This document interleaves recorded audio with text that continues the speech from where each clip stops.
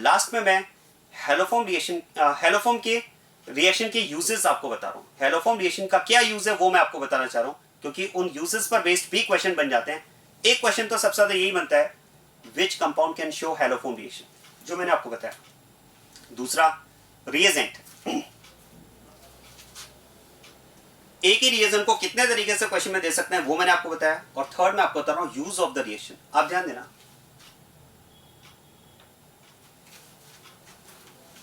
इस रिएक्शन का पहला यूज है to differentiate the compounds having CH3CHX, CH3CHOH, CH3CO unit from the other compounds. देखो, अगर कंपाउंड में CH3CHX, CH3CHOH, CH3CO with G, और G की कंडीशंस मैंने आपको बता दी। ऐसा कोई कंपाउंड अगर आपको दिया जाए तो हमें पता है वो कंपाउंड हेलोफॉर्म रिएक्शन शो करेगा। और साथ में अगर पेयर में एक दूसरा कंपाउंड को ऐसा दे दिया जाए जो हेलोफॉर्म रिएक्शन शो ना करे, अगर ऐसे दो कंपाउंड्स आपको दे दिए जाए पेयर में, in which one can show haloform reaction but other cannot, so the reaction can be used to differentiate those two compounds। कैसे, जरा ध्यान देना, मैं आपको एग्जांपल से समझाता हूं। जैसे मान लो आपको दिया है CH3OH एंड CH3CH2OH। अब एक बात तो पक्का है कि मिथाइल अल्कोहल तो हेलोफॉर्म रिएक्शन शो नहीं कर सकता, ये कंपाउंड तो हेलोफॉर्म रिएक्शन शो नहीं करेगा। क्यों नहीं करेगा, समझ में आ रहा है? अरे इसमें एक ही कार्बन है। आप सोचिए, किसी भी कंपाउंड के बारे में आप सोचिए, कम से कम दो कार्बन तो चाहिए ना, तो सिंगल कार्बन कंटेनिंग कंपाउंड तो हेलोफॉर्म रिएक्शन वैसे भी शो नहीं करेगा। हटाओ इथेनॉल, जरा अल्कोहल के बारे में सोचो, CH3CHOH, और मैंने आपसे क्या कहा, अगर यहां पर ग्रुप G के फॉर्म में H, R या PH है तो हेलोफॉर्म रिएक्शन शो करेगा। आप सोचिए, अगर यहां पर आप H ले लोगे, अगर यहां पर H ले लोगे तो हो जाएगा CH3CH2OH, यही तो कंपाउंड होगा, it will show haloform reaction, right? तो एक हेलोफॉर्म रिएक्शन इसमें से दे रहा है, एक नहीं दे रहा है, तो आप इन दोनों कंपाउंड्स को डिफरेंट, आपको अगर कहा जाए कि दो बॉटल्स हैं, एक बॉटल में मीथेनॉल है और एक बॉटल में इथेनॉल है, अब आपको पता करना है कि कौन सी बॉटल में कौन सा अल्कोहल है। कैसे करें? हेलोफॉर्म रिएक्शन, आप दोनों ही बॉटल्स में क्या करोगे, H2 प्लस NOH मिक्स कर दो। जिस बॉटल में इथेनॉल होगा उसमें हेलोफॉर्म बनेगा, जिसमें मीथेनॉल होगा उसमें हेलोफॉर्म नहीं बनेगा। हो गया डिफरेंशिएट। बोले कैसे डिफरेंशिएट होगा, कैसे पता चलेगा कि किसमें हेलोफॉर्म बना किसमें नहीं बना? उसके लिए आप बताओ हेलोजन क्या यूज करोगे। मैंने आपसे कहा कि दोनों बॉटल में आप H2 प्लस NOH मिक्स करो, आप X2 क्या मिक्स करोगे?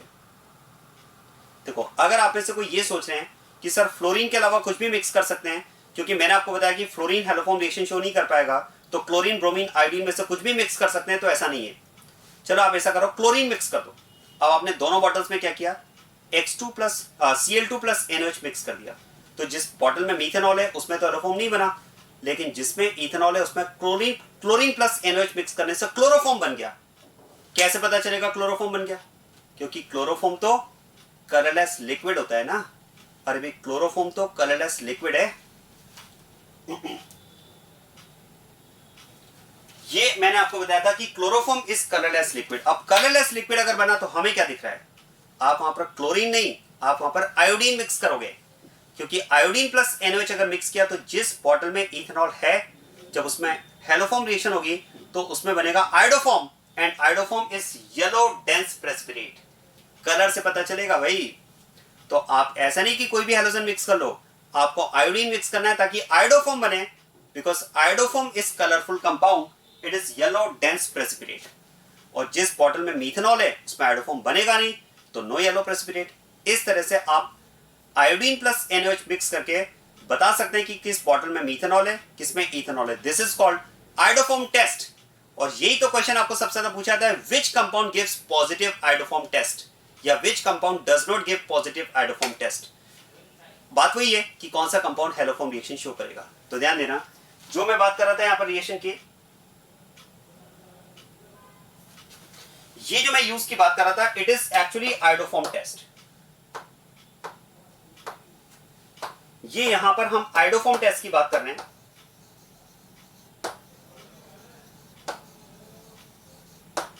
So through iodoform test, you can differentiate those compounds having either of these three units with other compounds, because these three compounds will give positive iodoform test and other cannot. Clear? तो ये इसमें test negative रहेगा, यहां पर test positive. जरा देखो, second, एक तो आपको दिया है पेंटेन 2 ओन, एक आपको दिया है पेंटेन 3 ओन। जरा बताओ किसमें आयोडोफॉर्म टेस्ट पॉजिटिव रहेगा? इसमें CH3CO, ये ना देखो CH3CO, और मैंने क्या कहा, यहां पर ग्रुप जी के फॉर्म में एच आर या पीएच, यहां पर आर है और भी अल्काइल ग्रुप ही तो है, कोई बात नहीं, एच आर या पीएच है तो जी की लिमिटेशन चेक करने की जरूरत ही नहीं है। ये कंपाउंड पॉजिटिव आयोडोफॉर्म टेस्ट देगा, इसमें टेस्ट पॉजिटिव रहेगा, लेकिन क्या मैं कह सकता हूं यहां पर टेस्ट नेगेटिव रहेगा, क्योंकि इसमें CH3 ग्रुप नहीं है। अरे भाई एक तो CH3 होना जरूरी है ना, क्योंकि जो CH3 होगा इसमें इथाइल ग्रुप पे ध्यान देना, ये नहीं कि सर CH3 यहां तो है तो सही, केवल मिथाइल ही होना चाहिए, इथाइल नहीं होना चाहिए, पूरा ग्रुप देखो, क्योंकि जो CH3 ग्रुप होगा वही तो अल्टीमेटली हैलोफॉर्म में कन्वर्ट होगा ना। तो इसमें टेस्ट नेगेटिव, यहां टेस्ट पॉजिटिव आएगा, ये आयोडोफॉर्म टेस्ट नहीं देगा, ये पॉजिटिव आयोडोफॉर्म टेस्ट शो करेगा। This is one of the use of the reaction. Second use है to convert methyl ketones into acids. अगर आपको ये कंपाउंड जरा देखो, this is methyl ketone, ketone है and one of the group is methyl. क्योंकि methyl क्यों लिया है समझ में आ रहा है ना, क्योंकि CH3CO ये होगा तभी तो हम हैलोफॉर्म रिएक्शन की बात कर पाएंगे ना।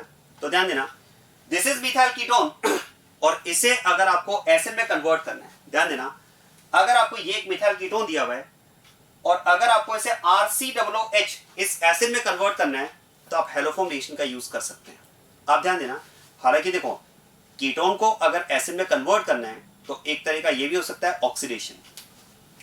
Ketone can be converted into acid by oxidation. लेकिन एक स्टेटमेंट आप याद करें, ओजोनोलाइसिस रिएक्शन पढ़ाते टाइम मैंने दिया था और ये बात हम आगे डिटेल में डिस्कस भी करेंगे कि oxidation of ketones is a difficult process. आप ध्यान देना, कीटोन्स का ऑक्सीडेशन जो होता है वो डिफिकल्ट होता है। तो एक तरीका तो आपके पास ये है कि आप कीटोन को एसिड में कन्वर्ट कर दें by its oxidation, but it is a difficult process and rather than using this difficult process we can have और we can use haloform reaction to easily convert this ketone into the required acid. कैसे जरा देखो, मैं यहां पर क्या करूंगा, इसकी रिएक्शन करा दूंगा NaOI के साथ में।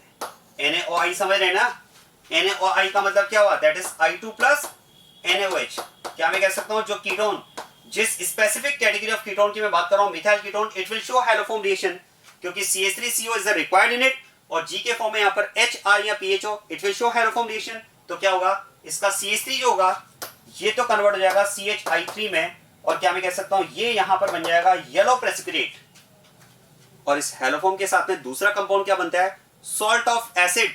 तो इस पार्ट से मुझे मिलेगा सॉल्ट ऑफ एसिड RCOONA। है समझ में, इनको अलग अलग कर लो भाई, ये तो प्रेसिपिटेट है, ये salt of acid.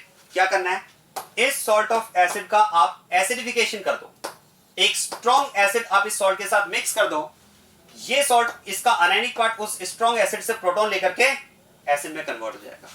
So haloform reaction followed by acidification, this is acidification. ये एक तरह से हमने सॉल्ट का क्या किया है, एसिडिफिकेशन किया है and this is haloform reaction, this is haloform reaction. So you can see haloform reaction followed by acidification is also a process to convert methyl ketone into acid. और ये process better होगा rather than directly oxidizing ketone since oxidation of ketone is a difficult process. तो ये यहाँ पर reaction का second use है और इस use को बहुत अच्छे से आपके NCERT में भी दिया हुआ है। आप एक बार NCERT देखिएगा, कार्बोनाइल कंपाउंड में वो दिया हुआ है और उसमें एक एग्जांपल भी दिया हुआ है, एक मिथाइल कीटोन दिया हुआ है और उसने बताया कि इस मिथाइल कीटोन को अगर मैं एसिड में कन्वर्ट करना है तो हम हैलोफॉर्म रिएक्शन का यूज करें, ऑक्सीडेशन प्रोसेस यूज ना करें। वो एग्जांपल भी आप देखिएगा, इंपॉर्टेंट एग्जांपल है जो एनसीईआरटी में दिया हुआ है। यहां पर मैंने आपको हैलोफॉर्म रिएक्शन के यूज बताया। तो इसी के साथ में हैलोफॉर्म रिएक्शन से रिलेटेड पूरा पार्ट हमने कंप्लीट कर लिया है and it is very very important reaction, आप याद रखिएगा इसे।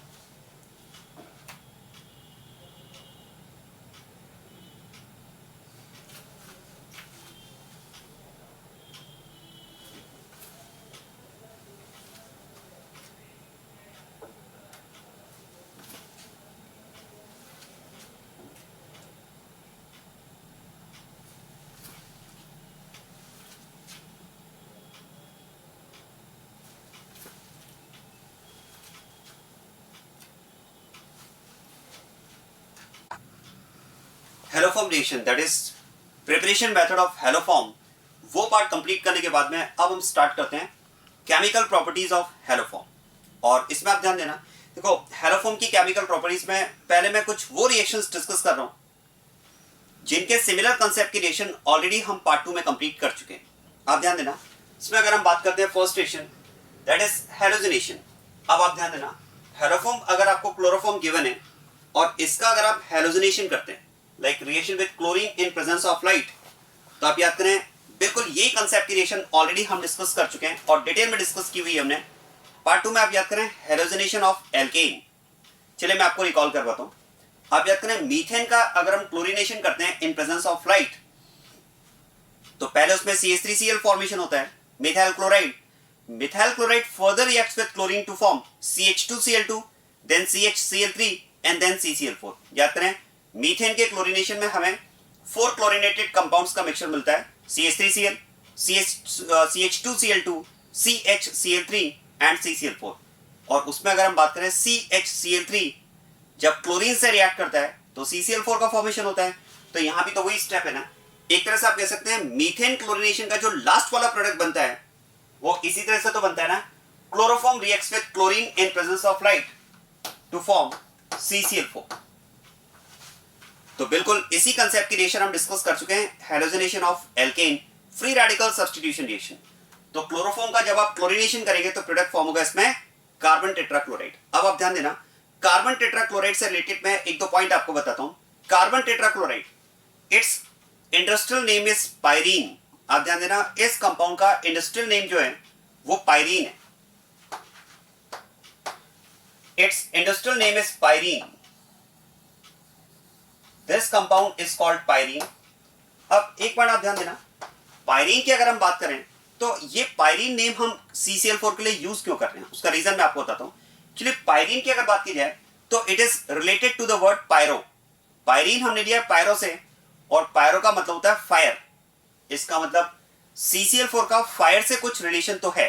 और क्या रिलेशन है, आई थिंक कुछ स्टूडेंट को आपको अगर आइडिया हो इसमें, तो carbon tetrachloride is used as a fire extinguisher. CCl4 की अगर बात की जाए तो it is used as a fire extinguisher. हालांकि इसका as a fire extinguisher use अब अवॉइड किया जाता है, और अवॉइड करने का रीजन है मैं आपको बताता हूं। देखो सपोज किसी बिल्डिंग में फायर आग लगी हुई है और वहां पर आप CCl4 का यूज करना चाह रहे हैं। अब होता क्या, देखो एक बिल्डिंग में अगर आग लगी हुई है और वहां पर अगर आपने CCl4 का यूज किया तो प्रॉब्लम ये होती है कि CCl4 reacts with steam. CCl4 जो है वो स्टीम के साथ में रिएक्ट करके एक पॉइजनस कंपाउंड का फॉर्मेशन करता है, फॉस्जीन का। It reacts with steam to form a poisonous compound phosgene.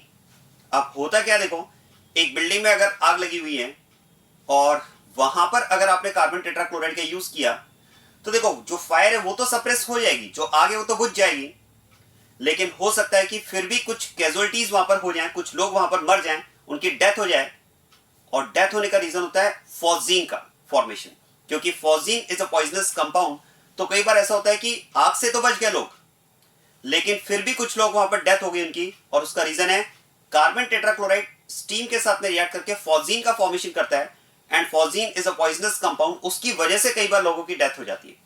इसीलिए कहा जाता है कि कार्बन टेट्राक्लोराइड का यूज आप उन बिल्डिंग्स में करें, वहां पर फायर को सप्रेस करने में करें जहां पर वेंटिलेशन प्रॉपर हो, क्योंकि अगर फ्रेश एयर का सर्कुलेशन प्रॉपरली वहां पर है तो कार्बन टेट्राक्लोराइड जब स्टीम के साथ में रिएक्ट करके फॉस्जीन का फॉर्मेशन करेगा, and phosgene is a poisonous compound. तो ऐसे में अगर फ्रेश एयर वहां पर अगर सर्कुलेट होती रहे तो फॉस्जीन वहां पर डाइल्यूट हो जाएगी, उसका इफेक्ट कम हो जाएगा, but still it is avoided to use as a fire extinguisher. Problem मैंने आपको क्लियर कर दिया। तो ये 2 पॉइंट आपको माइंड में रखने हैं, आप ध्यान देना।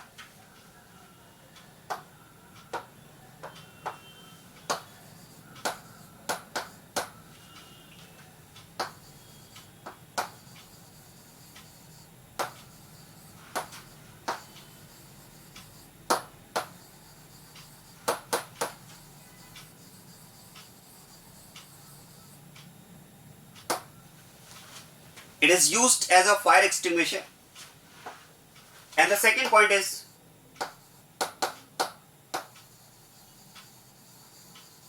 it reacts with steam to form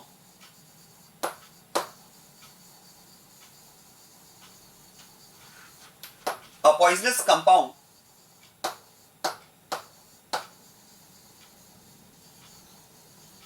phosgene, that is COCl2। तो ये दो पॉइंट्स आप इस रिएक्शन से रिलेटेड माइंड में रखेंगे। चलिए नेक्स्ट रिएक्शन की बात करते हैं। नेक्स्ट इज डीहैलोजिनेशन, और ये रिएक्शन इंपॉर्टेंट है, इस पर बेस्ड क्वेश्चन एग्जाम में आ भी चुका है। देखो डीहैलोजिनेशन के लिए हमें क्या करना है, chloroform is to be heated with silver.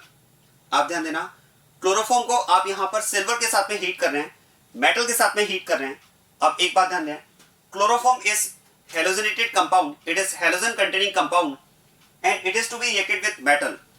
आप याद करें, हैलोजन कंटेनिंग कंपाउंड की रिएक्शन मेटल के साथ में अगर मैं बात करूं तो इस रिएक्शन को आप रिलेट कर सकते हैं वुड्स रिएक्शन से, क्योंकि वुड्स रिएक्शन में भी तो कंपाउंड आप लेते हैं halide and that is reacted with sodium. तो एल्काइल हैलाइड की रिएक्शन याद करें, आरएक्स की रिएक्शन जब आप सोडियम के साथ में करवाते हैं तो that reaction is called Wurtz reaction. जरा वहां पर आप सोचिए, जो रिएक्टेंट आप ले रहे हैं, एक तो आपने एल्काइल हैलाइड लिया, हैलोजन कंटेनिंग कंपाउंड लिया, दूसरा आप सोडियम ले रहे हैं मेटल। यहां पर भी तो यही है ना, हैलाइड और मेटल, एकदम सेम कंसेप्ट की रिएक्शन है, बिल्कुल सेम। इवन शॉर्टकट भी आप वही यूज करें जो आपने वुड्स रिएक्शन में यूज किया था। याद करें, वुड्स रिएक्शन का शॉर्टकट मैंने आपको बताया था, हैलोजन हटाओ, फ्री रेडिकल बनाओ। बिल्कुल वही शॉर्टकट आप यहां पर अप्लाई कर सकते हैं। इवन आप देखो, मैं इस रिएक्शन को आपको बिल्कुल उसी फॉर्मेट में अरेंज करके लिख कर दे रहा हूं जैसा हमने वुड्स रिएक्शन में लिखा था, एकदम आपको समझ में आ जाएगा। आप याद करो, RX ट्वाइस NaXR, NaX निकल जाता है, प्रोडक्ट बनता है RR, यही तो वुड्स रिएक्शन है ना। बिल्कुल उसी फॉर्मेट में ये रिएक्शन मैं आपको अरेंज करके बताता हूं। आप ध्यान देना, देखो क्लोरोफॉर्म की रिएक्शन आप क्लोरोफॉर्म की रिएक्शन आप सिल्वर के साथ में ले रहे हैं। मैंने आपसे कहा ये रिएक्शन बिल्कुल वुड्स रिएक्शन के कंपेरेबल है, सेम कंसेप्ट की रिएक्शन है। मैं इसे बिल्कुल वुड्स रिएक्शन की तरह ही आपको अरेंज करके बता रहा हूं।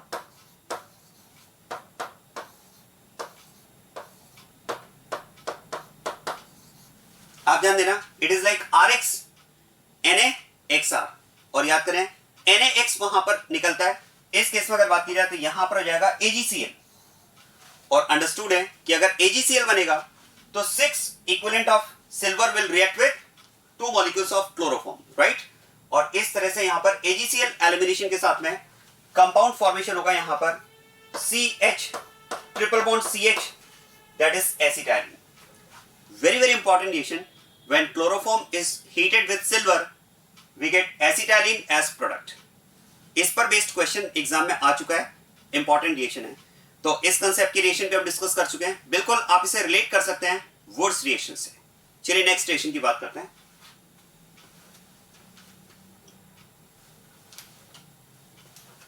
Next is nitration. देखो नाइट्रेशन रिएक्शन, ये इस रिएक्शन के सिमिलर कंसेप्ट की रिएक्शन भी हम डिस्कस कर चुके हैं। आप याद करें, नाइट्रेशन ऑफ एल्केन, जब एल्केन को हम कंसंट्रेटेड नाइट्रिक एसिड के साथ में हीट करते हैं तो H2 एलिमिनेट होकर नाइट्रो कंपाउंड का फॉर्मेशन होता है, नाइट्रो एल्केन। बिल्कुल वैसी ही रिएक्शन है, अगर आप क्लोरोफॉर्म को कंसंट्रेटेड नाइट्रिक एसिड के साथ में हीट करेंगे तो क्लोरोफॉर्म का यहां पर होगा नाइट्रेशन, और नाइट्रेशन में क्या होगा, hydrogen will be replaced by nitro group. तो इस केस में भी बिल्कुल वैसे ही करना है आपको, -H2O,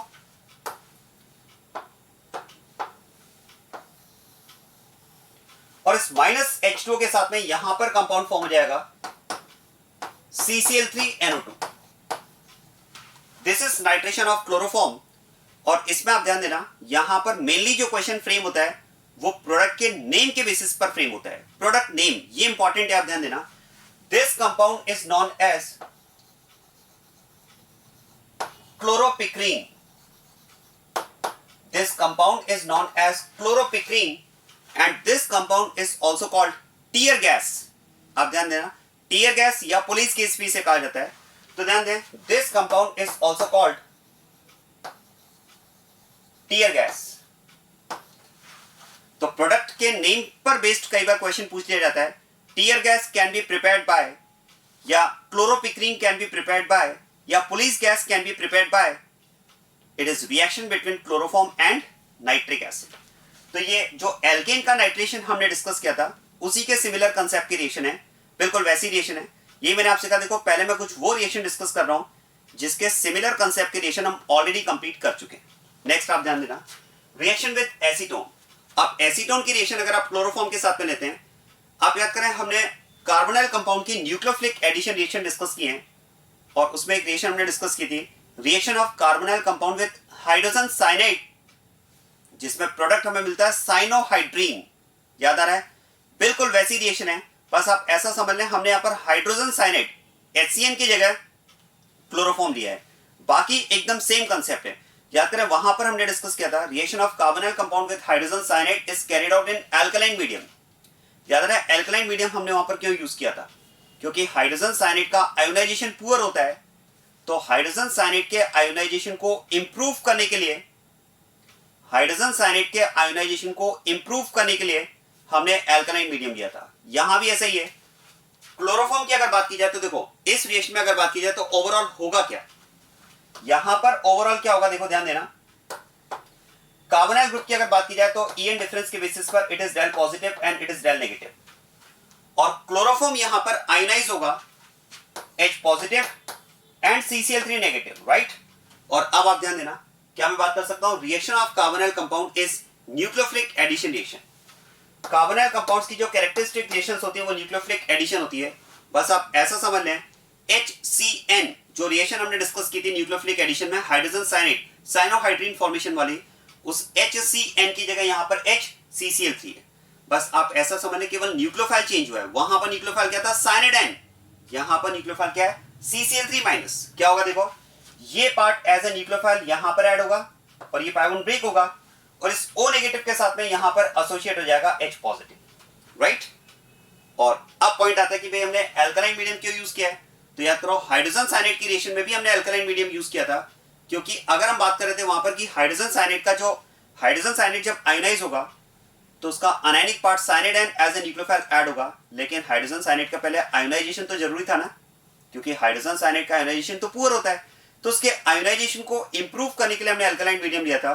ठीक वैसे ही यहां पर आप कह सकते हैं कि अगर हम बात करें कि क्लोरोफॉर्म यहां पर आयोनाइज होगा H+ और CCl3- में, तो इसका आयोनाइजेशन भी पुअर है, और इसके आयोनाइजेशन को इंप्रूव करने के लिए हम यहां पर यूज कर रहे हैं एल्कलाइन मीडियम। क्लियर हो रही बात ये? तो ये OH-, ध्यान देना, यहां पर हम बात करेंगे कि जो OH- है ये पहले क्लोरोफॉर्म को आयोनाइज करेगा एसिड बेस रिएक्शन के थ्रू, ये पहले क्लोरोफॉर्म को आयोनाइज करेगा एसिड बेस रिएक्शन के थ्रू, यहां पर बनेगा CCl3-, और ये CCl3- फिर एज ए न्यूक्लियोफाइल ऐड होता है। क्लियर हो रही बात ये? So alkaline medium has been used in the reaction to improve ionization of chloroform, like to improve ionization of hydrogen cyanide in formation of cyanohydrine। बिल्कुल वैसे ही process है। अब देखो इस केस में प्रोडक्ट की अगर बात की जाए तो प्रोडक्ट क्या बनेगा, कार्बोनाइल ग्रुप के कार्बन पर देखो न्यूक्लियोफिलिक पार्ट ऐड होगा एंड दैट इज CCl3, और O नेगेटिव के साथ में एसोसिएट हो जाएगा H पॉजिटिव, यही है ना। और ध्यान देना, ये जो यहां पर कंपाउंड बना, इस कंपाउंड का एक स्पेसिफिक नेम है जो आपको याद रखना है, very important. This compound is non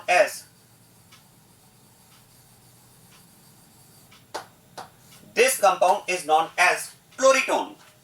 ये यहां पर इंपॉर्टेंट है, क्लोरीटोन। और इसको आप ऐसे याद रखना, देखो क्लोरीटोन हमें कैसे मिला, क्लोरोफॉर्म और एसीटोन की रिएक्शन से। तो आप इस तरह से माइंड में रखें, chloretone is addition product of acetone and chloroform. और आप सोचिए, एसीटोन एंड क्लोरोफॉर्म, इन्हीं रिएक्टेंट्स के नेम्स को यूज करके हमने प्रोडक्ट का नेम लिखा है क्लोरीटोन। तो ध्यान देना, क्लोरीटोन में हम कह सकते हैं क्लोरोफॉर्म का क्लोर और एसीटोन का ईटोन, ये मिला करके हमने इसको लिखा है क्लोरीटोन। क्लियर हो रही बात है? तो आप ऐसे याद रखना, इससे आपको स्ट्रक्चर भी याद रहेगा, रिएक्शन भी याद रहेगी। क्लोरीटोन क्या है, addition product of acetone and chloroform. तो आप एसीटोन लो, क्लोरोफॉर्म लो, न्यूक्लियोफिलिक एडिशन कराओ, बिल्कुल वैसे जिससे साइनोहाइड्रीन बनाते हैं, एसिन का एडिशन करते हैं, आपको जो प्रोडक्ट मिलेगा वही क्लोरीटोन है। और एक और इंपॉर्टेंट पॉइंट, इस रिएक्शन पर बेस्ड क्लोरीटोन का यूज, आप ध्यान देना, क्लोरीटोन का यूज ये भी इंपॉर्टेंट है। It is used as hypnotic. ध्यान देना, chloretone is used as hypnotic. Hypnotic समझ लेना, स्लीप इंड्यूसिंग ड्रग्स। तो chloretone is used as hypnotic, ये इस कंपाउंड का यूज। तो ध्यान दें, न्यूक्लियोफिलिक एडिशन रिएक्शन आपके लिए न्यू नहीं है, हम डिस्कस कर चुके हैं। और इस रिएक्शन की अगर बात की जाए तो it is comparable to reaction of carbonyl compound with hydrogen cyanide in which cyanohydrine is formed as product. बिल्कुल वैसी रिएक्शन है, केवल न्यूक्लियोफाइल चेंज हुआ है.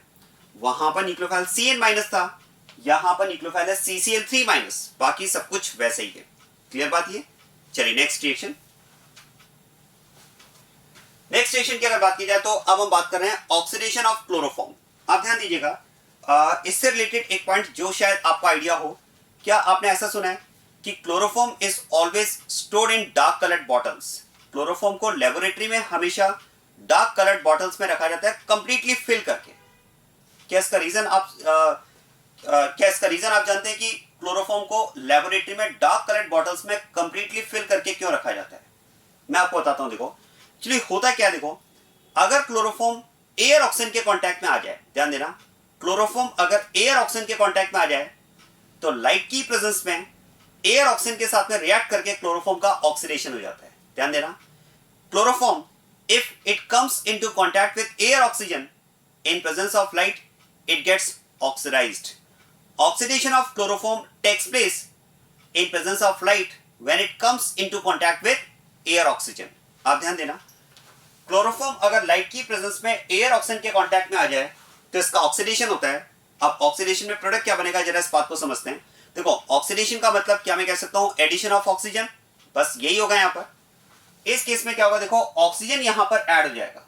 मैं इसे बैलेंस करने के लिए लिख रहा हूं हाफ ऑफ O2, और जब ऑक्सीजन यहां पर ऐड होगा तो देखो ऑक्सीजन ऐड होने के साथ में यहां पर कंपाउंड बनेगा ये, this is OH and Cl, right. और अब आप ध्यान देना, देखो ये जो कंपाउंड बना है यहां पर, this compound is unstable. This compound is unstable. ये अनस्टेबल क्यों है, जरा इसका रीजन मैं आपको क्लियर करता हूं. देखो जैसे ही इस कंपाउंड का फॉर्मेशन होगा, Cl यहां पर इलेक्ट्रॉन विथड्रॉ करके लीव करना स्टार्ट कर देगा. अब एक बात ध्यान देना, मैंने आपसे कहा कि जैसे ही इस कंपाउंड का फॉर्मेशन होगा, इस कंपाउंड से इटसेल्फ क्लोरीन लीव करना स्टार्ट कर देगा. आप जरा उस कंसेप्ट को रिकॉल करें जो पार्ट 2 में मैंने आपको बताया था. किसी भी मॉलिक्यूल से अगर एटम से अगर कोई ग्रुप लीव करता है, अगर कार्बन से कोई ग्रुप लीव करना चाह रहा है तो कार्बन उस ग्रुप को तभी जाने देगा, उस लीविंग ग्रुप को तब जाने देगा जब उस कार्बन के पास अपना लॉस बैलेंस करने के लिए कोई सोर्स अवेलेबल हो. तो क्वेश्चन है, क्लोरीन अगर यहां से लीव करेगा तो क्या कार्बन के पास अपना लॉस बैलेंस करने के लिए कोई सोर्स अवेलेबल है क्या? यस. आप ध्यान देना, ये अगर यहां से इलेक्ट्रॉन लेगा तो कार्बन, क्वेश्चन है कार्बन का लॉस बैलेंस होगा ऑक्सीजन से. अब ऑक्सीजन ने अगर कार्बन को इलेक्ट्रॉन दिया तो क्वेश्चन है ऑक्सीजन का लॉस, ऑक्सीजन अपना लॉस बैलेंस करेगा हाइड्रोजन से. और अगर हाइड्रोजन से ऑक्सीजन ने अपना लॉस बैलेंस किया तो क्वेश्चन है हाइड्रोजन का लॉस बैलेंस होगा इस क्लोरीन के साथ में. एसिड बेस, एक्चुअली प्लानिंग तो HCl की निकलने की थी, यहां पर HCl यहां पर एलिमिनेट होंगे एसिड बेस के थ्रू, और वो प्रोसेस इस तरह से होगा. और ध्यान देना, जैसे ही यहां से HCl एलिमिनेट होगा, इस HCl एलिमिनेशन के साथ में यहां पर कंपाउंड बनेगा COCl2, and this compound is known as phosgene, that is a poisonous compound. That is a poisonous compound. It is phosgene, that is a poisonous compound. And to avoid this formation of poisonous compound, chloroform is always stored in dark colored bottles. क्या बात समझ में आ रही है? हम chloroform के oxidation को avoid क्यों करना चाह रहे हैं? हम क्लोरोफॉर्म को लेबोरेटरी में डार्क कलर्ड बॉटल्स में कंप्लीटली फिल करके क्यों रखना चाह रहे हैं? डार्क कलर्ड बॉटल्स में रखना चाह रहे हैं ताकि लाइट के कांटेक्ट में ना आए, और कंप्लीटली फिल इसलिए कर रहे हैं ताकि एयर जाने के चांसेस एकदम नेग्लिजिबल रहे. क्या बात समझ में आ रही है? क्योंकि अगर उसमें एयर एंटर कर जाए और क्लोरोफॉर्म अगर लाइट के कांटेक्ट में आ जाए तो एयर ऑक्सीजन के साथ में क्लोरोफॉर्म रिएक्ट करके एक पॉइजनस कंपाउंड का फॉर्मेशन करता है, फॉस्जीन का. क्लियर हो रही बात ये? इवन आप देखो, इवन हमने कहा भी हम प्रिकॉशनरी क्लोरोफॉर्म को डार्क कलर्ड बॉटल्स में रखते हैं कंप्लीटली फिल करके. इवन इसमें एक प्रिकॉशन और हम लेते हैं, 1% ethanol is also mixed in chloroform. हम क्लोरोफॉर्म में 1% इथेनॉल भी मिक्स कर देते हैं. क्वेश्चन है, इथेनॉल मिक्स करने का क्या पर्पज है? आप ध्यान देना, देखो इथेनॉल मिक्स करने का पर्पज है कि इथेनॉल जब आप उसमें ऐड करते हैं तो क्लोरोफॉर्म की सरफेस को इथेनॉल कवर कर लेता है. मतलब इथेनॉल जो रहेगा वो टॉप पर रहेगा, क्लोरोफॉर्म की सरफेस को कवर कर लेगा. अब आप सोचिए, अगर इथेनॉल ने क्लोरोफॉर्म की सरफेस को कवर कर लिया तो क्लोरोफॉर्म के एयर ऑक्सीजन के कांटेक्ट में आने के चांसेस और भी कम हो जाएंगे, तो ऑक्सीडेशन की पॉसिबिलिटी और कम हो जाएगी। और इवन आप देखो, मान लेते हैं हमने इथेनॉल मिक्स किया, फिर भी अगर क्लोरोफॉर्म का ऑक्सीडेशन होता है, फिर भी अगर फॉस्जीन का फॉर्मेशन होता है, तो जो इथेनॉल हमने मिक्स किया है, that ethanol will react with phosgene to convert into a non poisonous compound. मेरा पॉइंट समझना कि हमने अगर इथेनॉल मिक्स किया है तो दो फायदे हैं उसके, दो पर्पस हैं। एक तो इथेनॉल क्या होगा, क्लोरोफॉर्म सरफेस को कवर कर लेगा ताकि एयर ऑक्सीजन के कांटेक्ट में आने के चांसेस क्लोरोफॉर्म के और भी कम हो जाएं। और फिर भी अगर एयर ऑक्सीजन के कांटेक्ट में क्लोरोफॉर्म आ जाए और उसका ऑक्सीडेशन होकर फॉस्जीन का फॉर्मेशन हो जाए, तो जो इथेनॉल हमने मिक्स किया है वो इस फॉस्जीन के साथ में रिएक्ट करके इसे एक नॉन पॉइजनस कंपाउंड में कन्वर्ट कर देगा। कैसे, आप ध्यान देना। इनकेस अगर फिर भी अगर फॉस्जीन का फॉर्मेशन होता है, तो जो इथेनॉल मैं मिक्स करने की बात कर रहा हूं, this ethanol will react with phosgene. अब आप मुझे बता सकते हैं इथेनॉल की फॉस्जीन के साथ में जो रिएक्शन होगी, इस रिएक्शन का टाइप क्या होगा, किस टाइप की रिएक्शन शो करेगा। सोचिए, फॉस्जीन के साथ में इथेनॉल की रिएक्शन का टाइप क्या होगा। देखो, एक बात तो पक्का है कि C double bond O multiple bond is present between different electronegative atoms, so it will show nucleophilic reaction. अब न्यूक्लियोफिलिक में भी हमारे पास कैटेगरीज हैं, SNA reaction, SNAR reaction, SN1, SN2। तो क्या मैं कह सकता हूं, SNAR की अगर बात की जाए तो वो तो nucleophilic substitution on arene, benzene ring पर SNAR होता है तो उसको तो हटाओ, बेंजीन रिंग तो पर है नहीं। अब बचता है SNA, SN1, SN2। क्या याद आ रहा है? Yes, SNA reaction. याद करो, COCl। COCl is like RCOCl and RCOCl is acid derivative। और याद करो, acid and acid derivatives show SNA reaction. बस SNA रिएक्शन का कांसेप्ट आपको यहां पर अप्लाई करना है। और अगर मैं SNA रिएक्शन का कांसेप्ट यहां पर अप्लाई करता हूं तो क्या होगा, देखो, alcohol as a nucleophile, alcohol as a nucleophile क्या करेगा, अटैक करेगा, ओपन करेगा, क्लोज करेगा, लीव करेगा, प्रोडक्ट बनाएगा। जय हिंद। और याद करें, एल्कोहल जब भी एज ए न्यूक्लियोफाइल अटैक करता है, complete molecule as a nucleophile add होता है और ऐड होने के बाद में H+ रिलीज करता है। तो इस तरह से attack, open, close and leave. और क्या मैं कह सकता हूं, ये प्रोसेस 2 टाइम्स होगा क्योंकि यहां भी तो Cl अवेलेबल है ना। सो 2 molecules of alcohol will react with phosgene. और अब क्या होगा, देखो, एल्कोहल जब एज ए न्यूक्लियोफाइल ऐड होगा तो क्या मैं कह सकता हूं, ऐड होने के बाद में H+ रिलीज करेगा और वो H+ कहां जाएगा, लीव करने वाले Cl- के साथ। मतलब यहां पर एलिमिनेट होगा, यहां पर सेपरेशन होगा -2 HCl का, और इस केस में कंपाउंड बनेगा दिस इज OC2H5 क्योंकि एल्कोहल ऐड होने के बाद में H+ इसने रिलीज कर दिया। और इसी तरह से इसके करस्पॉन्डिंग भी OC2H5। और अब आप ध्यान देना, देखो, इस कंपाउंड को कंडेंस्ड फॉर्म में कैसे लिखा जा सकता है, C2H5 twice, it is C2H5 twice, it is C2H5 twice and it is CO3। ध्यान देना, this compound can be called diethyl carbonate। this compound can be called diethyl carbonate। और diethyl carbonate की अगर बात की जाए तो it is a non poisonous compound। it is a non poisonous compound। diethyl carbonate is a non poisonous compound। तो क्या purpose मैंने आपको बताया इथेनॉल का, 2 पर्पस हैं। एक तो इथेनॉल जब आप ऐड करते हैं तो वो क्लोरोफॉर्म की सरफेस पर रहेगा, टॉप पर रहेगा, तो सरफेस को कवर कर लेगा। और सरफेस अगर कवर हो जाती है तो एयर ऑक्सीजन के कांटेक्ट में क्लोरोफॉर्म के आने के चांसेस और भी कम हो जाएंगे। तो जो ऑक्सीडेशन की रेट है उसको रिटार्ड कर देगा, डिक्रीज कर देगा। सेकेंड, इनकेस फिर भी अगर क्लोरोफॉर्म का ऑक्सीडेशन होता है और फॉस्जीन का अगर फॉर्मेशन होता है तो ethanol will react with phosgene to convert it into a non-poisonous compound that is diethyl carbonate। तो इस तरह से यहां पर ये SNA रिएक्शन के थ्रू यहां पर ये से एक नॉन पॉइजनस कंपाउंड में कन्वर्ट कर देगा। क्लियर होगी बात ये? तो ध्यान देना, ये पॉइंट हम इसमें ऐड कर सकते हैं। Chloroform is always filled in dark coloured bottles. 1% ethanol is mixed in chloroform. It reduces possibility of oxidation of chloroform. It is by covering surface of chloroform. And if still chloroform gets oxidized to form phosgene, ethanol reacts with phosgene to convert it into a non-poisonous compound that is diethyl carbonate। आया समझ में? तो ये यहाँ पर chloroform के oxidation की हमने बात की है और ये रीजन है कि क्लोरोफॉर्म को लेबोरेटरी में हमेशा डार्क कलर्ड बॉटल्स में कंप्लीटली फिल करके रखा जाता है। राइट। अब आप ध्यान देना, देखो क्योंकि हम बात करें कि oxidized chloroform is dangerous, oxidized chloroform is dangerous because oxidized chloroform, that means there may be presence of phosgene, poisonous compound। इसीलिए हम क्या करते हैं, देखो क्लोरोफॉर्म का जब भी यूज किया जाता है इसका प्योरिटी टेस्ट करते हैं, और इसके प्योरिटी टेस्ट के लिए दो टेस्ट हमारे पास हैं, आप ध्यान देना। एक तो हम बात करते हैं लिटमस टेस्ट। देखो लिटमस टेस्ट की अगर बात की जाए और अगर क्लोरोफॉर्म प्योर है, मतलब अनऑक्सीडाइज्ड क्लोरोफॉर्म अगर है, तो लिटमस टेस्ट की अगर हम बात करें तो इट विल बी नेगेटिव, ये टेस्ट नेगेटिव रहेगा।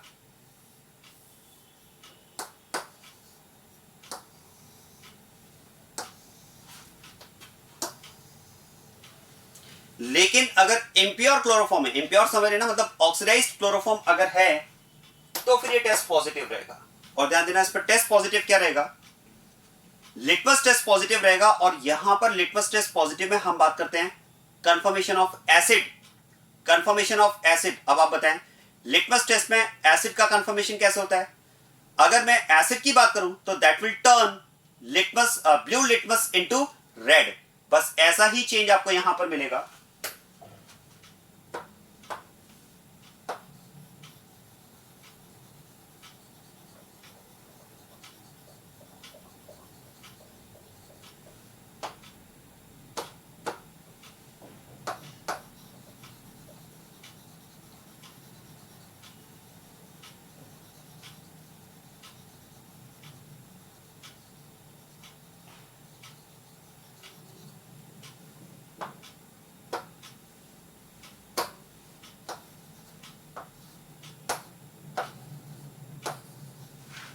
बस ये चेंज आपको मिलता है in case of impure chloroform, या कह सकते हैं oxidized chloroform, it turns blue litmus into red.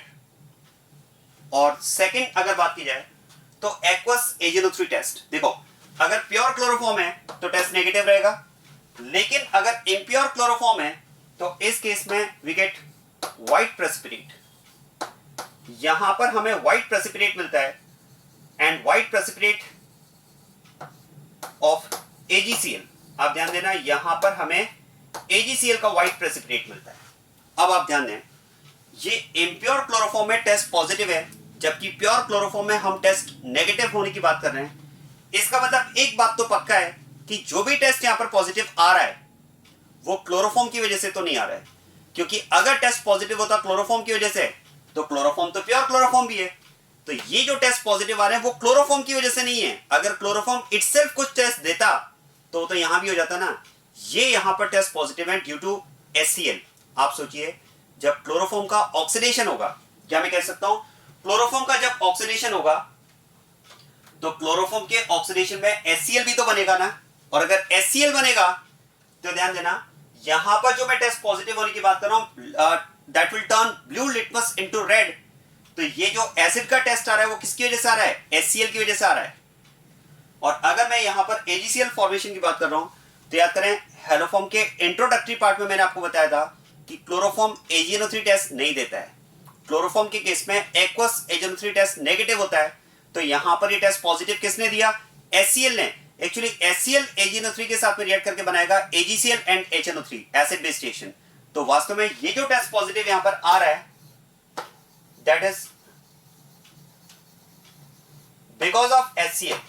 और अगर मैं इन टेस्ट के थ्रू HCl की प्रेजेंस को कंफर्म कर पा रहा हूं, एसिड की प्रेजेंस को कंफर्म कर पा रहा हूं, तो अगर HCl है तो HCl तो तभी बना होगा ना जब क्लोरोफॉर्म का ऑक्सीडेशन हुआ होगा। और अगर क्लोरोफॉर्म का ऑक्सीडेशन हुआ होगा तब तो फॉस्जीन का फॉर्मेशन भी हुआ होगा। This is about purity test of chloroform. तो इस तरह से हम क्लोरोफॉर्म का प्योरिटी टेस्ट कर सकते हैं। ये रिएक्शन हो गई इसमें oxidation of chloroform and the related points. अब इसके बाद में मैं कुछ वो रिएक्शन डिस्कस कर रहा हूं जिन कंसेप्ट के रिएक्शन अभी तक हमने डिस्कस नहीं किए। वो रिएक्शंस आपके लिए न्यू हैं और उसमें आप ध्यान देना। बात करते हैं हॉफमैन्स कार्बालामीन रिएक्शन।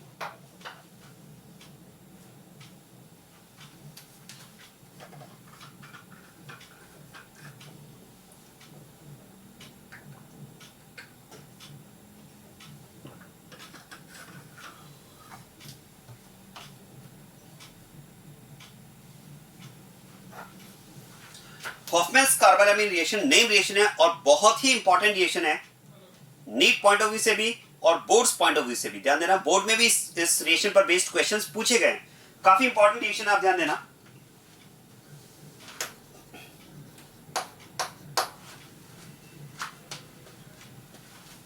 देखो, हॉफमैन्स कार्बालामीन रिएक्शन की अगर बात की जाए तो it is reaction of primary amine with chloroform in KOH। 1 degree amine के रिएक्शन हम करवाते हैं क्लोरोफॉर्म के साथ में KOH की प्रेजेंस में, मतलब एल्कलाइन मीडियम में, and this reaction results in formation of the compound isocyanate. इस केस में प्रोडक्ट हमें मिलता है आइसोसाइनेट। आप ध्यान देना, 1 डिग्री अमाइन में यूज करने की बात कर रहा हूं।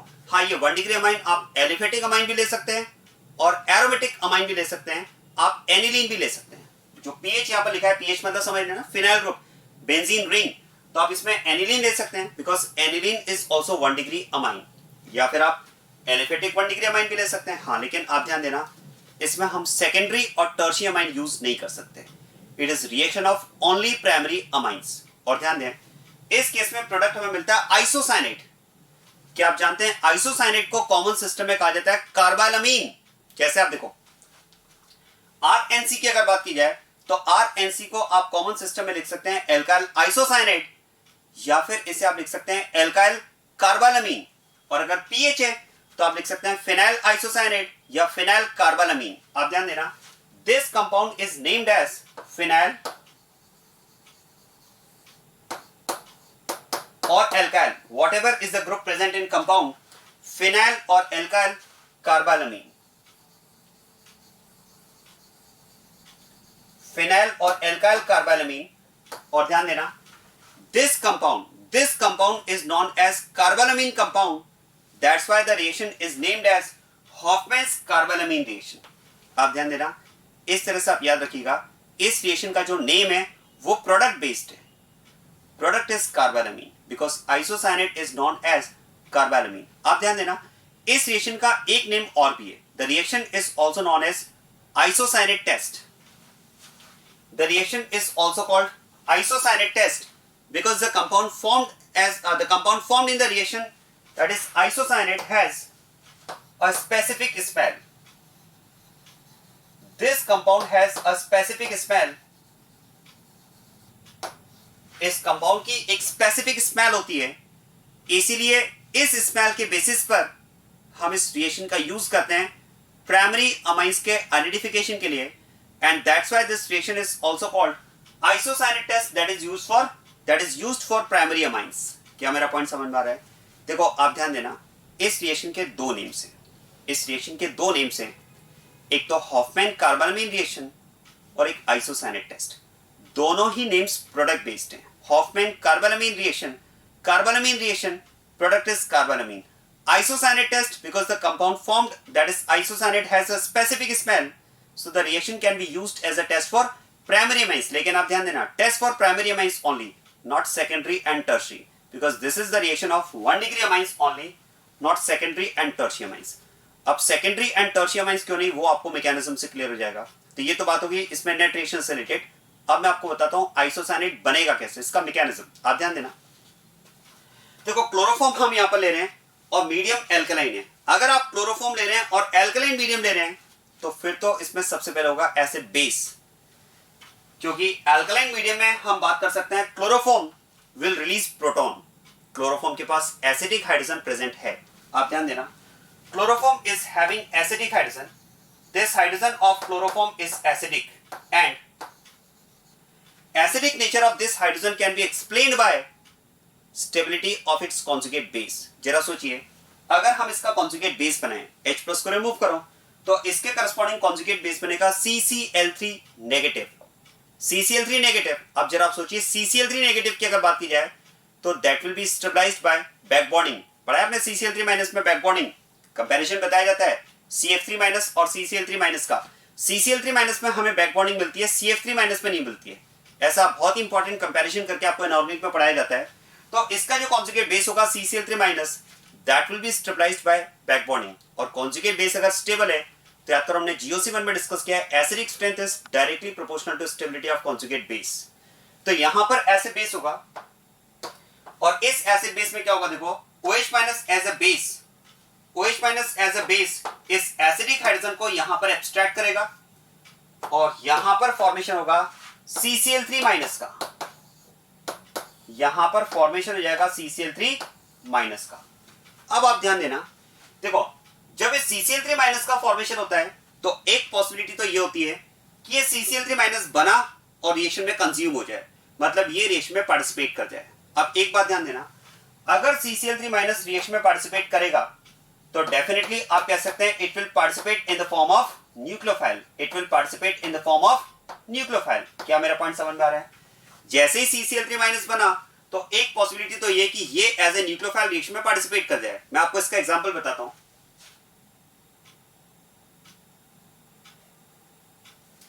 जरा यहां पर आप देखो, हमने यही तो किया, OH minus as a base H को रिमूव करता है। यहां पर हमने ये किया कि OH minus as a base यहां पर H को रिमूव करेगा और यहां पर बनेगा CCl3 माइनस। और मैंने आपसे क्या कहा, CCl3 माइनस, एक पॉसिबिलिटी तो ये होती है कि CCl3 minus as a nucleophile reaction में पार्टिसिपेट कर जाए। तो यहां पर आप देख सकते हैं CCl3 minus as a nucleophile reaction में पार्टिसिपेट कर रहा है, क्योंकि कार्बोनाइल कंपाउंड के लिए आप कह सकते हैं कार्बोनाइल कंपाउंड की रिएक्शंस होती हैं न्यूक्लियोफिलिक रिएक्शंस, राइट। अब आप देखो, तो पॉइंट आता है कि जैसे यहां पर CCl3 माइनस बना, ये CCl3 माइनस भी रिएक्शन में पार्टिसिपेट कर जाए, लेकिन यहां पर प्रॉब्लम ये है कि उस केस में जो मैंने आपको रिएक्शन में बताया, उस केस में तो हमने लिया था कार्बोनाइल कंपाउंड, और कार्बोनाइल कंपाउंड की रिएक्शंस होती है न्यूक्लियोफिलिक। तो जो CCl3 माइनस बना था वो as a nucleophile carbonyl compound से वहां पर रिएक्ट कर गया एसीटोन से। लेकिन यहां पर प्रॉब्लम है, चलो देखो यहां पर हमने कंपाउंड लिया है अमाइन, और क्या मैं कह सकता हूं, amine itself behaves as a nucleophile. Amine तो खुद ही न्यूक्लियोफाइल की तरह बिहेव करता है। नाइट्रोजन हैज लोन पेयर, याद करो, water, alcohol, ammonia, amines, they behave as nucleophiles. तो ऐसे में आप सोचिए कि अगर मैं यहां पर बात कर रहा हूं कि एसिड बेस रिएक्शन के थ्रू CCl3 माइनस बनेगा और ये रिएक्शन में पार्टिसिपेट कर सकता है एज ए न्यूक्लियोफाइल, तो प्रॉब्लम यहां पर ये कि न्यूक्लियोफाइल तो न्यूक्लियोफाइल से रिएक्ट करेगा नहीं, क्योंकि न्यूक्लियोफाइल इज इलेक्ट्रॉन डोनर, उसे कोई इलेक्ट्रॉन एक्सेप्टर चाहिए। क्या मेरा पॉइंट समझ में आ रहा है? तो ऐसे में हम बात कर सकते हैं भाई, जो CCl3 माइनस बना ये तो यहां पर रिएक्शन में कंज्यूम नहीं हो पा रहा है, और अगर ये कंज्यूम नहीं हो पा रहा है तो फिर ये आगे डिसोशिएट होने लगता है। ये अगर कंज्यूम नहीं हुआ तो धीरे धीरे फिर ये रिएक्शन में डिसोशिएट होने लगेगा।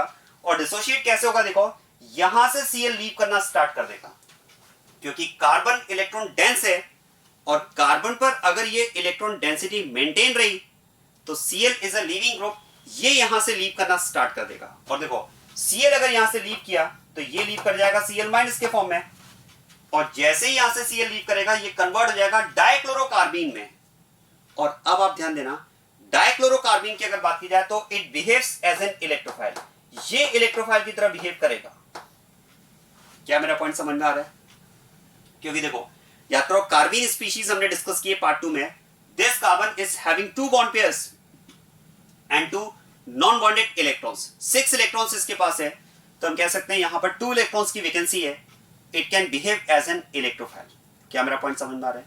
तो ये यहां पर इलेक्ट्रोफाइल की तरह बिहेव कर सकता है, और अगर ये इलेक्ट्रोफाइल की तरह बिहेव कर सकता है तो फिर तो मैं कह सकता हूं इसके थ्रू ये रिएक्शन आगे प्रोसीड कर जाएगी, क्योंकि this electrophile now can react with amine that behaves as a nucleophile. क्या मेरा पॉइंट समझ में आ रहा है?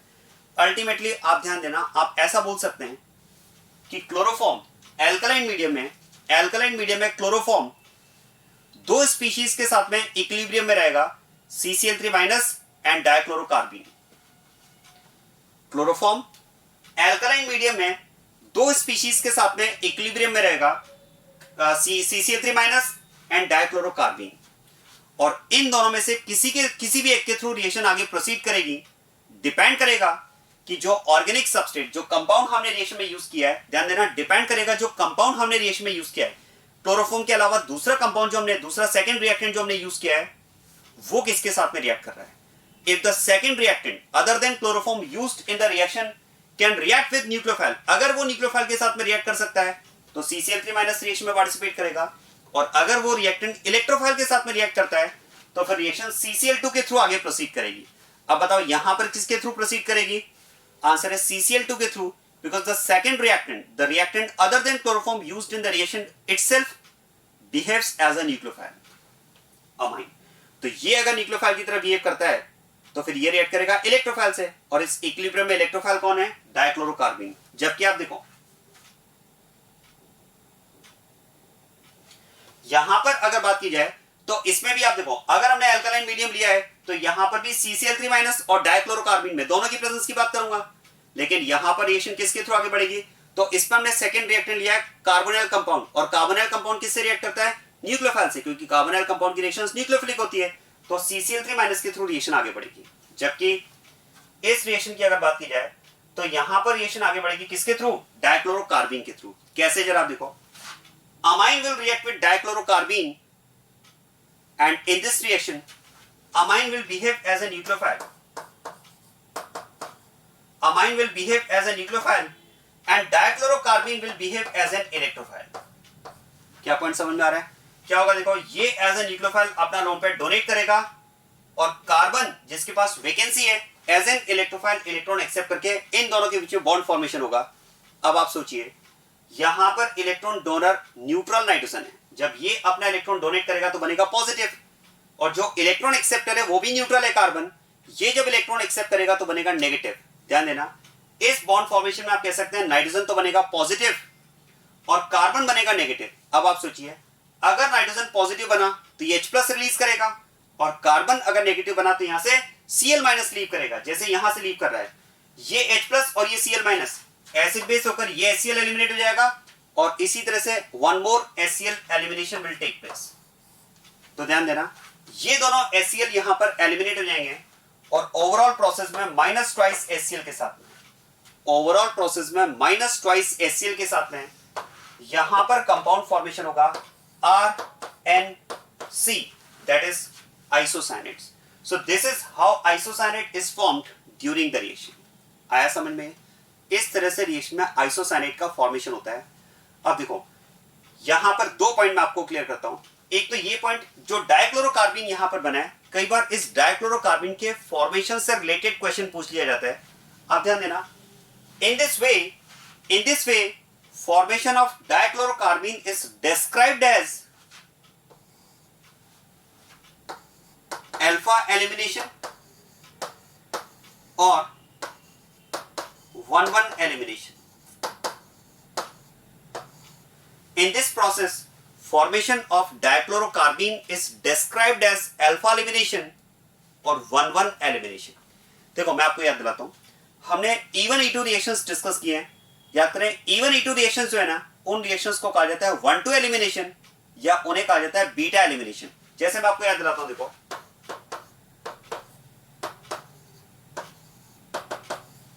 ऐसा हमने डिस्कस किया था, देखो कि जैसे हैलाइड, यहां पर हम ऐसा करते हैं, कंपाउंड ले लेते हैं हैलाइड।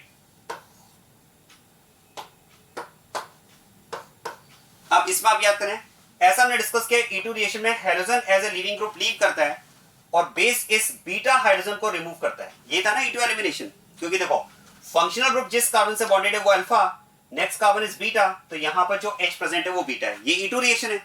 अब याद करें, इस E2 रिएक्शन की अगर बात की जाए तो E2 रिएक्शन को हम कहते हैं बीटा एलिमिनेशन। ध्यान देना, this E2 reaction is called beta elimination. जो कह रहे हैं इसे बीटा एलिमिनेशन, समझ में आ रहा है? Because there is removal of beta hydrogen by base. यहां पर बेस ने कौन से हाइड्रोजन को रिमूव किया है? बीटा हाइड्रोजन को। जबकि आप देखो, इस केस में आप कह सकते हैं फंक्शनल ग्रुप जिस कार्बन से बॉन्डेड है वो अल्फा कार्बन, और अल्फा कार्बन से ही H यहां से रिमूव हो रहा है। तो यहां पर कौन सा हाइड्रोजन रिमूव हो रहा है? Alpha hydrogen. There is removal of alpha hydrogen by base. जबकि यहां पर आप कह सकते हैं there is removal of beta hydrogen by base. Removal of beta hydrogen, this reaction is called beta elimination. Removal of alpha hydrogen, this elimination process is called alpha elimination. एक point देखो, X जिस carbon से bonded है वो 1, adjacent carbon 2, तो यहां पर overall HX का एलिमिनेशन हुआ, X का 1 से और H का 2 से, इसलिए इसको हम बोलते हैं 1-2 एलिमिनेशन। इसे हम बोलते हैं 1-2 एलिमिनेशन। इसे हम कहेंगे 1-2 एलिमिनेशन। जबकि आप देखो, यहां पर Cl जिस कार्बन से गया वो 1 और उसी से H गया, फर्स्ट कार्बन से Cl गया और सेम कार्बन से H गया, तो इसलिए हमने इसको लिखा 1-1 elimination. So very very important point, formation of डाइक्लोरोकार्बीन from chloroform. formation of dichlorocarbene from chloroform is an example of alpha elimination or 1,1 elimination, while E2 reaction is an example of beta elimination or 1,2 elimination. Clear हो गई बात ये? तो ये कुछ comparative point यहाँ पर important है. तो इस रिएक्शन में आप कह सकते हैं पहले डाइक्लोरोकार्बन का फॉर्मेशन होगा बाय 1,1 एलिमिनेशन और alpha elimination, and that dichlorocarbene as an electrophile will react with 1 degree amine used in the reaction. It can be alkyl group or it can be phenyl group also. और उसी के corresponding यहाँ पर या तो phenyl isocyanate बनेगा या फिर alkyl isocyanate बनेगा. एक पॉइंट तो ये. सेकंड पॉइंट मैंने कहा this reaction can be used as a test for 1 degree amines only, not secondary and tertiary. इसका यूज आप ओनली प्राइमरी अमाइंस के लिए कर पाएंगे, सेकेंडरी और टर्शियरी अमाइंस का आइडेंटिफिकेशन के लिए नहीं. आप सोचिए ये आइसोसाइनेट कब बनेगा? जब 2 HCl मॉलिक्यूल एलिमिनेट होंगे तभी तो बनेगा ना. और ये दोनों HCl एलिमिनेट हो उसके लिए क्या मैं कह सकता हूं हमें अमाइन कैसा लेना होगा जिसमें 2 एक्टिव हाइड्रोजन प्रेजेंट हो. 2 हाइड्रोजन होंगे तभी तो दोनों Cl जाएंगे ना. अब आप सोचिए अगर आप इसकी जगह सेकेंडरी अमाइन लोगे तो यहां पर एक H की जगह R आ जाएगा, और अगर R आएगा तो नो एसिड बेस. और अगर आप टर्शियरी अमाइन लोगे तो दोनों H की जगह यहां पर R आ जाएगा, और दोनों R हो गए तब तो there will be no acid base station at all. तो फिर रिएक्शन ही नहीं हो पाएगी. आ रही बात समझ में? तो ये दोनों Cl जाएं इसके लिए 2 एसिडिक हाइड्रोजन चाहिए, और 2 हाइड्रोजन नाइट्रोजन पर अगर अटैच्ड हो तो ये तो 1 डिग्री अमाइन नहीं हो सकता है. सेकेंडरी में केवल एक ही हाइड्रोजन होगा और टर्शियरी में तो हाइड्रोजन ही नहीं होगा नाइट्रोजन से अटैच्ड. तो उस केस में तो फिर रिएक्शन ही नहीं हो पाएगी. इसलिए हम बात करते हैं this reaction is shown by only 1 degree amine. So it can be used as a test for primary amines only, not secondary and tertiary amine. Very very important reaction. This reaction is known as Hoffman-carbonamine reaction or Hoffman-isocyanate test. Clear बात ये? तो ये reaction आप याद रखिएगा, boards point of view से भी important है और नीट पॉइंट ऑफ व्यू से भी इंपॉर्टेंट है.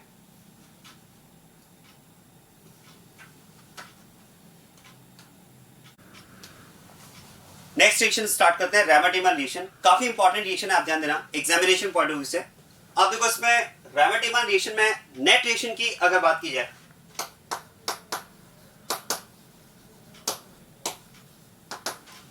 तो it is reaction of phenol with chloroform in alkaline medium followed by acidification.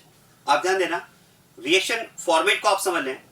Phenol की रिएक्शन आपको लेना है क्लोरोफॉर्म के साथ में अल्कलाइन मीडियम में, और इस मिक्सचर से जो प्रोडक्ट आपको मिलेगा उसका सेकेंड रिएक्शन में हमें क्या करना है, एसिडिफिकेशन करना है. एक तरह से हम बात कर सकते हैं दो रिएक्शंस का कॉम्बिनेशन है यहाँ पर.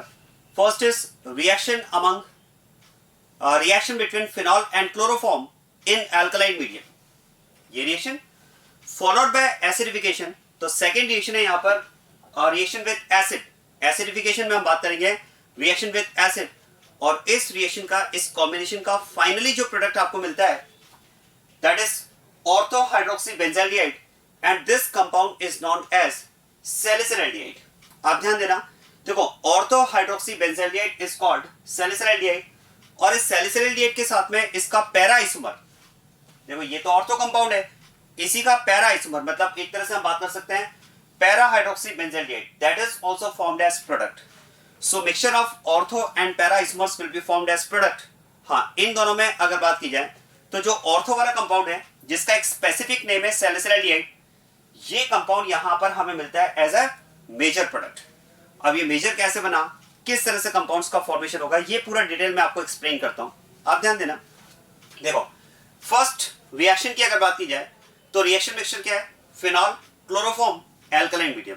अब एक बात सोचिए, अगर आप एल्कलाइन मीडियम ले रहे हैं तो फिर तो यहां पर हम बात करेंगे सबसे पहले एसिड बेस की, क्योंकि आप देखो फिनॉल की अगर बात की जाए तो phenol reacts with KOH for acid base reaction. Alkaline medium में आप याद करें हमने पहले भी डिस्कस किया है, एल्कलाइन मीडियम में फिनॉल कभी भी फिनॉल के फॉर्म में नहीं रहता है, ये फिनॉक्साइड में कन्वर्ट हो जाता है थ्रू एसिड बेस. तो ध्यान देना यहां पर अगर बात की जाए तो एसिड बेस होगा, और OH minus as a base यहां से प्रोटॉन को एब्स्ट्रैक्ट करेगा. OH minus as a base यहां से प्रोटॉन को एब्स्ट्रैक्ट करेगा, और इस बॉन्ड के ब्रेक होने के साथ में यहां पर बनेगा phenoxide ion. So in alkaline medium as we have already discussed, phenol gets converted into phenoxide ion. और फिनॉक्साइड आयन की अगर बात की जाए तो आप देखो फिनॉक्साइड आयन में रेजोनेंस है, negative charge is in conjugation with pi bond, that is further in conjugation with pi bond and pi bond. तो फिनॉक्साइड में रेजोनेंस है, और रेजोनेंस के बेसिस पर क्या हम बात कर सकते हैं कि जो नेगेटिव चार्ज है that is not only oxygen, it is on carbon atoms also.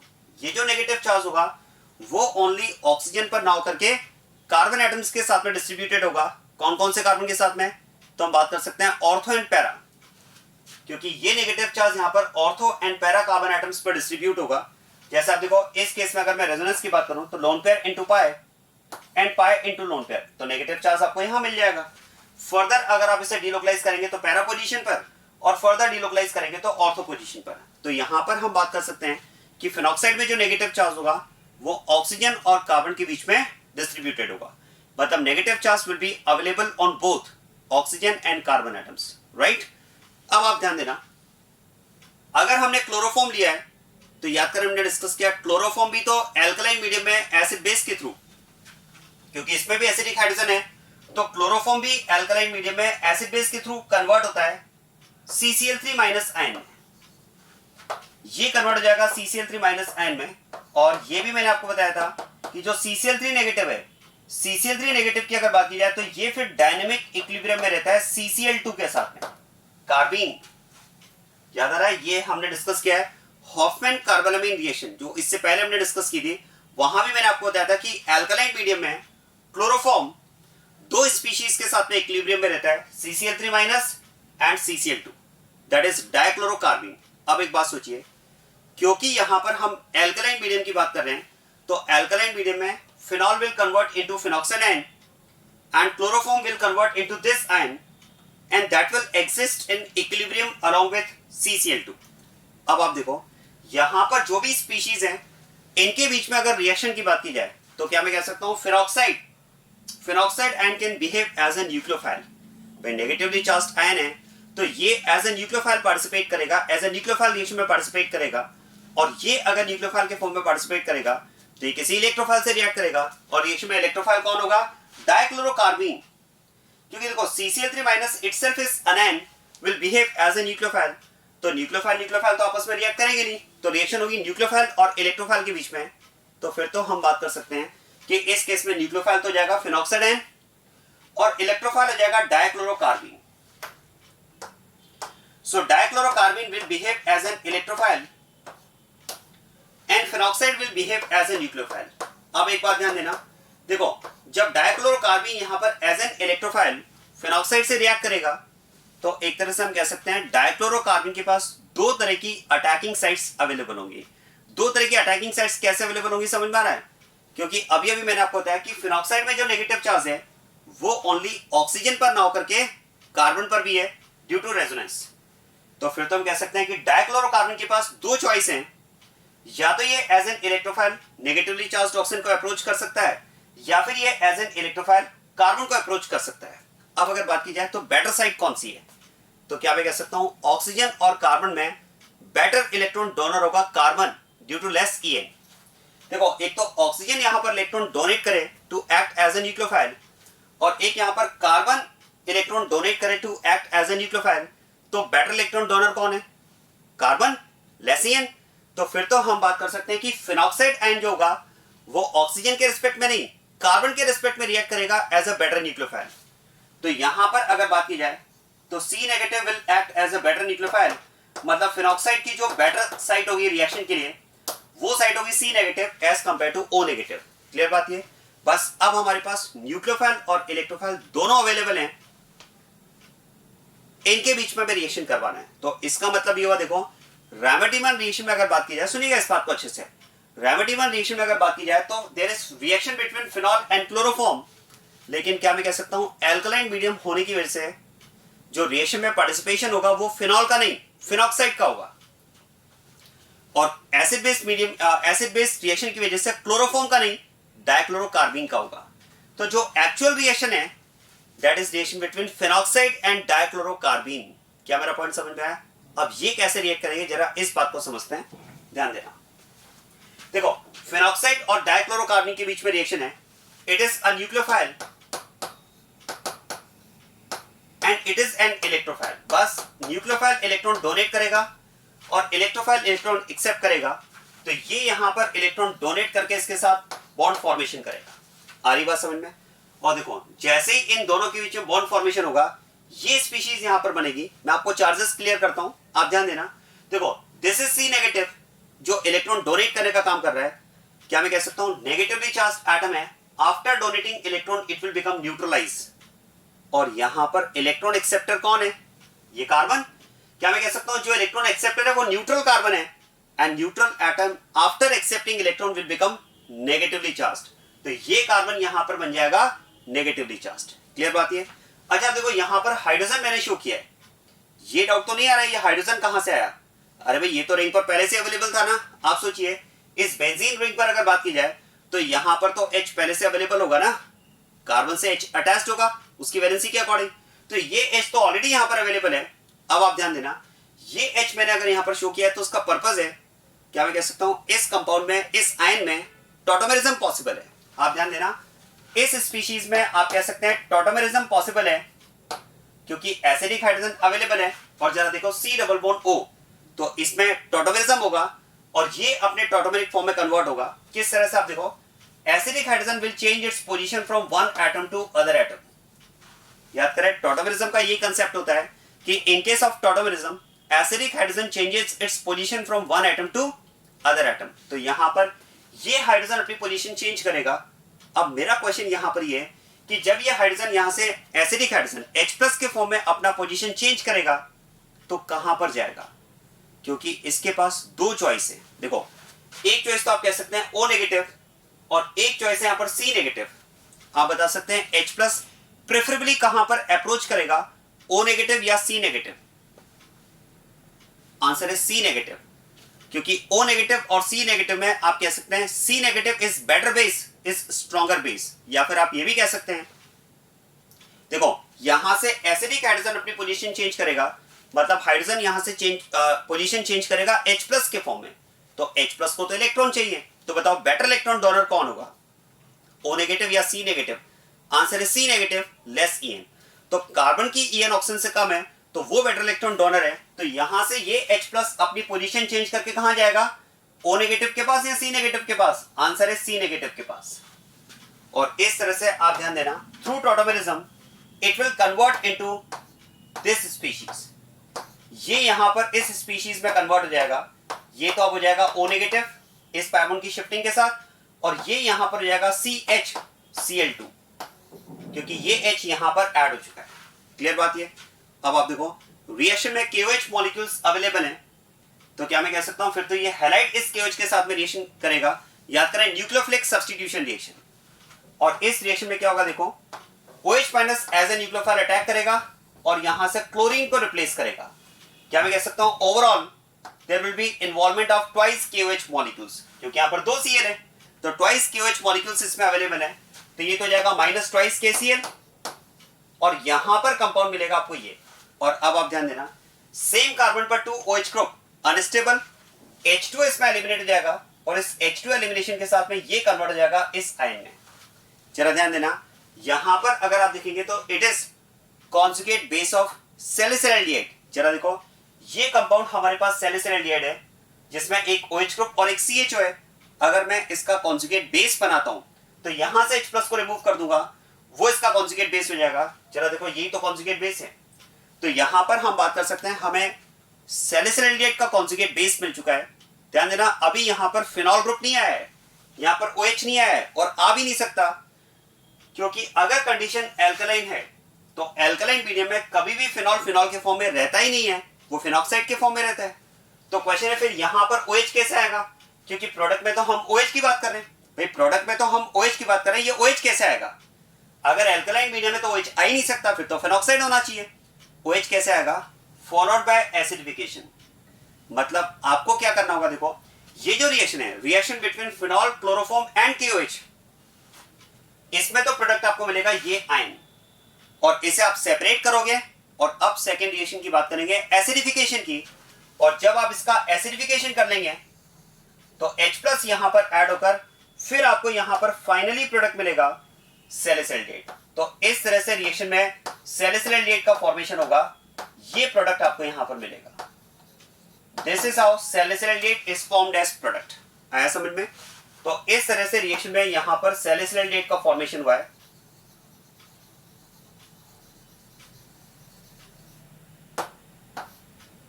मैं एक बार फिर से रिपीट कर देता हूं, आप ध्यान देना। देखो, क्योंकि एल्कलाइन मीडियम है, तो एल्कलाइन मीडियम में फिनॉल फिनॉल के फॉर्म में नहीं रहता है, वो कन्वर्ट हो जाता है फिनॉक्साइड में। और क्लोरोफॉर्म भी हमने डिस्कस किया है, एल्कलाइन मीडियम में दो स्पीशीज के साथ में डायनेमिक इक्विलिब्रियम में रहता है, CCl3- एंड CCl2।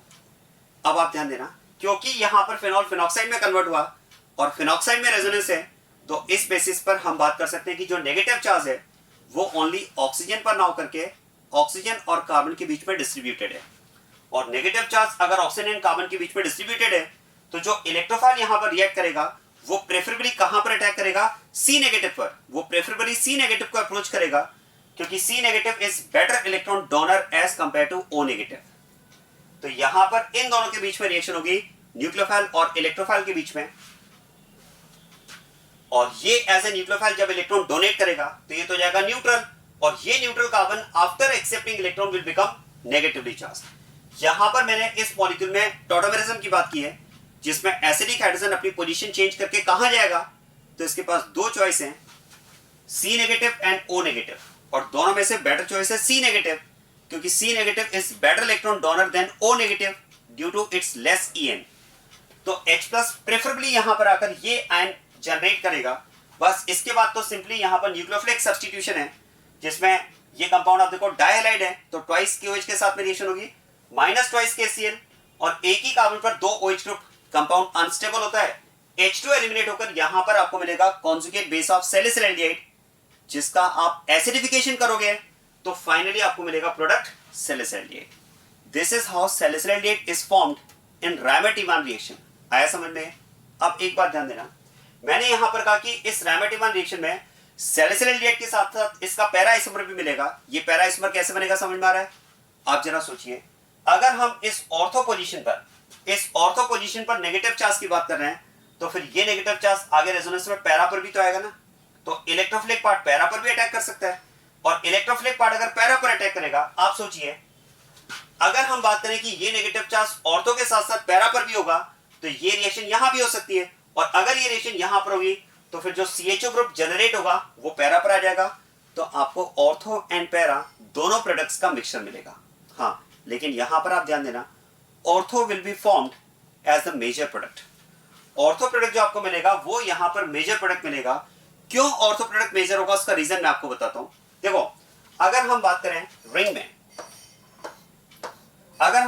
रिंग में एक ग्रुप ऑलरेडी प्रेजेंट है, और अब अटैकिंग इलेक्ट्रोफाइल के लिए अगर बात की जाए कि दो साइड्स हैं ऑर्थो एंड पैरा, ये दो तरह के प्रोडक्ट की हम बात कर रहे हैं कि इलेक्ट्रोफाइल ऑर्थो पर भी आ सकता है, पैरा पर भी आ सकता है, उसका अटैक ऑर्थो एंड पैरा दो साइड्स पर अवेलेबल है, पॉसिबल है। तो आप ध्यान देना, मेजर प्रोडक्ट ऑर्थो होगा या पैरा होगा, इसके लिए हम मेनली दो पैरामीटर्स की बात करते हैं। एक तो हम बात करते हैं स्टेरिक। आप सोचिए, ये इलेक्ट्रोफिलिक पार्ट अगर ऑर्थो पर जाता है तो इस ग्रुप के एडजेसेंट अटैक करना होगा, जबकि अगर ये पैरा पर आता है तो ग्रुप से दूर है। तो ऐसे में हम बात कर सकते हैं कि जो स्टेरिक फैक्टर होगा वो पैरा कंपाउंड के फॉर्मेशन को सपोर्ट करेगा, क्योंकि पैरा पर इस ग्रुप G का कोई स्टेरिक नहीं है, जबकि ऑर्थो पर अगर बात की जाए तो इसके एडजेसेंट अगर ग्रुप यहां पर इंट्रोड्यूस होगा तो इसका स्टेरिक वहां पर प्रॉब्लम क्रिएट करेगा। तो ये हम कह सकते हैं, देखो, स्टेरिक फैक्टर का जो सपोर्ट है वो पैरा कंपाउंड के फॉर्मेशन में है। ये बात समझ में आ रही है? सेकंड हम बात करते हैं प्रोबेबिलिटी फैक्टर। एक तो मैंने आपको बताया स्टेरिक फैक्टर, वो तो किस कंपाउंड के फॉर्मेशन को सपोर्ट कर रहा है? पैरा, क्योंकि ऑर्थो पर हम स्टेरिक की बात कर सकते हैं, एडजेसेंट में ग्रुप G प्रेजेंट है। और एक मैंने आपसे कहा प्रोबेबिलिटी फैक्टर। देखो, प्रोबेबिलिटी की जहां तक बात है तो वो सपोर्ट करता है ऑर्थो कंपाउंड के फॉर्मेशन को। कैसे? क्या मैं कह सकता हूं, अगर यहां पर इलेक्ट्रोफाइल ने अप्रोच किया तो प्रोडक्ट हमें मिलेगा पैरा, यहां पर अप्रोच किया तो ऑर्थो, और क्या मैं कह सकता हूं, अगर इलेक्ट्रोफाइल यहां अप्रोच करता है तब भी तो प्रोडक्ट ऑर्थो मिलेगा ना भाई। यहां अप्रोच करे और यहां अप्रोच करे, इन दोनों साइड्स के करस्पॉन्डिंग कंपाउंड जो बनेगा वो सेम बनेगा। तो क्या मैं कह सकता हूं, जहां पर पैरा प्रोडक्ट फॉर्मेशन के लिए इलेक्ट्रोफाइल के लिए अटैकिंग साइड 1 है, वहां पर ऑर्थो कंपाउंड के फॉर्मेशन के लिए इलेक्ट्रोफाइल के लिए अटैकिंग साइड 2 है।